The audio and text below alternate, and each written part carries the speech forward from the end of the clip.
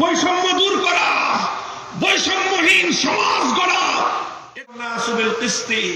আল্লাহ বলতেছেন, আমি যুগে যুগে নবীদেরকে পাঠিয়েছি, যুগে যুগে আমি আসমান থেকে কিতাব নাযিল করেছি। কেন করেছি? অবশ্যই অন্যতম একটা মৌলিক উদ্দেশ্য নবীদের সমস্ত পয়গম্বরদের অন্যতম মৌল কর্মসূচি হলো লিয়াকুমান নাসু বিল কিসতি, মানব সমাজে ইনসাফ কায়েম করা। ইনসাফ কায়েম করা। যদি ইনসাফ কায়েম করার জন্য আমরা চেষ্টা করতে না পারি, বেইনসাফির বিরুদ্ধে যদি রুখে দাঁড়াতে না পারি, আলেম পরিচয় ধারণ করবার অধিকার আমার নাই। এটা বলতে হবে।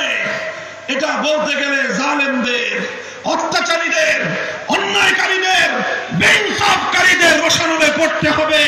রোষানলে পড়ব, করব, কারাগার অন্ধকার প্রকোষ্ঠে প্রয়োজন নিক্ষিপ্ত হব। ইসলামের পথ থেকে, আল কোরআনের ইনসাফ প্রতিষ্ঠার পথ থেকে এক চুল পরিমাণ সরে যাওয়ার অবকাশ নাই।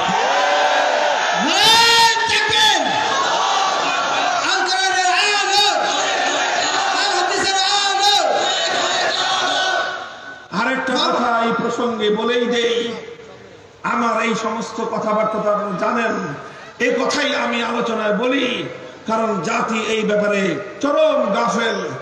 বিশেষ করে যারা ধর্মপরায়ণ লোকজন, তারা এই সকল কথাগুলি শুনেও না, বলেও না।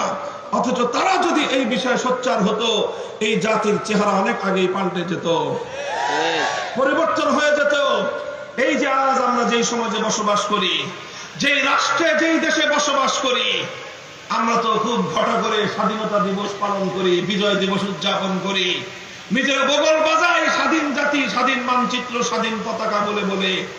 অথচ প্রকৃত অর্থে আমরা যে শাসন ব্যবস্থার অধীনে শাসিত হই, আমরা যে বিচার ব্যবস্থার অধীনে আমাদের বিচার হয়, যে শিক্ষা ব্যবস্থার অধীনে আমার সন্তানরা শিক্ষা অর্জন করছে, এই সবগুলো পরাধীন ব্রিটিশ প্রবর্তিত জুলুমের বিচার ব্যবস্থা।